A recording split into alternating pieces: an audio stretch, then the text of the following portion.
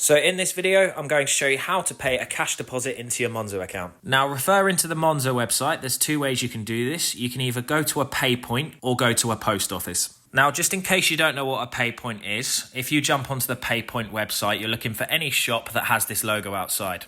And if you're unsure where to find one, you can scroll down here, and if you enter your postcode, it will tell you all the local PayPoints in your area.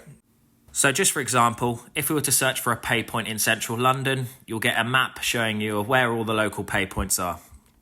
But once you've found your local PayPoint or post office to go to, you simply just want to go in, let them know you want to deposit a certain amount into your bank account, so £100, £200 or whatever it is. They will then just ask you to swipe your card and hand over the cash, and then from there you should then get the receipt to say how much was deposited into your Monzo account. And once you've done that, you've successfully transferred cash into your Monzo account. But just a heads up, they will charge you £1 for each deposit just to cover their processing fees, so that's just something to keep in mind as well. If you found this video helpful, please leave a like, and thanks again for watching.